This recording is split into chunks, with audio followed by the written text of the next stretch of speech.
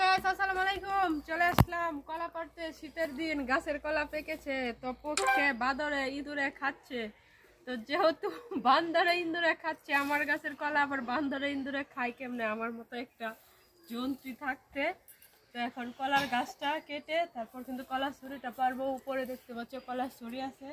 এখন আমি গাছটাকে কেটে নেব, আর শুকনা লাকড়িটাও একটু কেটে নিচ্ছি। এটা হলো শুকনা লাকড়ি।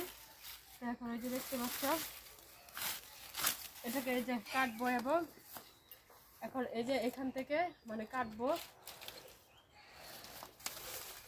এই যে দেখো একটু একটু করে দাগ দিচ্ছি। বিসমিল্লাহ।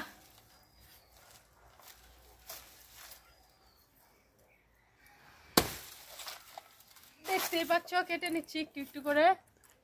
এখন আমি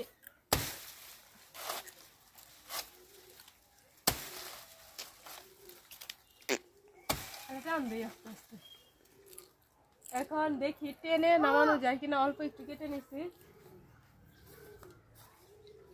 শীতকালে বন্ধুরে তুই আমার গায়ে, বর্ষাকালে বন্ধুরে তুই আমার মাথার চাটা ফাল দিয়ে এই যে ধরে নিয়েছি কলা। এই যে এখন কিন্তু নেমে যাবে নেমে যাবে নেমে যাবে পড়ে যাবে। এই যে নেমে কলা ছড়িটা কিন্তু পড়ে গেছে অল্প একটু কাটার পরে। এখন কিন্তু ছড়িটাকে কিন্তু একদম কেটে বাসায় নিয়ে যাব। আর কতগুলো কলা মনে করেন যে খাইছে। এখন ডাগগাটা আগে কেটে নিচ্ছি, কারণ ডাগগাগুলো আমার লেবু গাছের উপর পড়েছে, তাই ডাগগাটাকে আগে কেটে নিচ্ছি। আর ডাগগাগুলো তো আমার গরু খাই পারবো।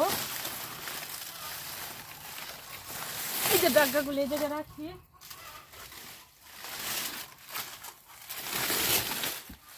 লেবু গাছের মানে ডালটা একটু নিচে নামা গেছে, আর নিচে নামা যাওয়ার কারণ হলো একটা ডালা কিন্তু ভেঙেও গেছে, আর ডাল আর ঠিকাটা মানে ছুটে গেছে।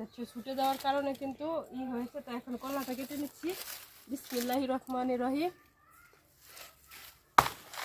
দেখো গাছের কলা নিজের গাছের, আর জায়গা থাকলে আর এরকম এক দুইটা কলার বুগি লাগালে কিন্তু কয়দিন পর পর অনায়াসে ছড়ি খাওয়া যায়। আর আমরা কিন্তু কয়দিন পর পরই এরকম কলার ছড়ি খাইতে পারি মাশাআল্লাহ। তো ওই দেখো কেটে নিচ্ছি আমি। এই দেখো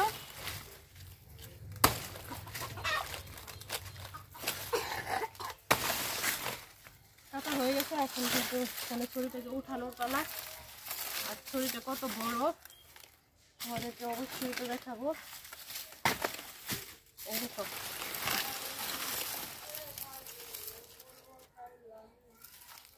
আর কিরকম করে কলা খাইছে পক্ষী দেখাচ্ছি।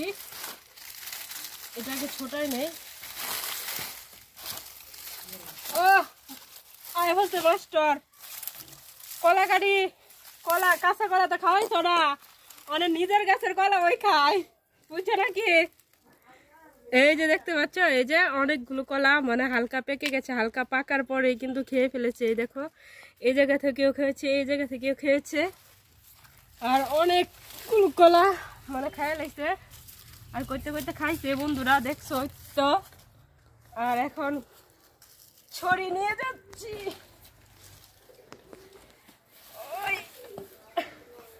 আমার ভিডিওটা কেমন হয়েছে, কলা কাটার ভিডিওটা অবশ্যই কমেন্ট করে জানাবা। আবারও চলে আসবো নতুন কোনো ভিডিও নিয়ে তোমাদের সঙ্গে শেয়ার করতে। সেই পর্যন্ত সবাই ভালো থেকো, সুস্থ থেকো। আর আমরা গ্রামীণ পরিবেশেই গ্রামের ভিডিও তৈরি করি, আর এটা হলো আমাদের গ্রামীণ ভিডিও। আর এখনো পর্যন্ত যারা গ্রামীণ ভিডিও দেখতে চাও তারা অতি দ্রুত আমার চ্যানেলটাকে সাবস্ক্রাইব করে ফেলো। আবারও চলে আসবো নতুন কোনো ভিডিও নিয়ে তোমাদের সঙ্গে শেয়ার করতে। সেই পর্যন্ত সবাই ভালো থেকো, সুস্থ থেকো। ধন্যবাদ সবাইকে। আসসালামু আলাইকুম, টাটা।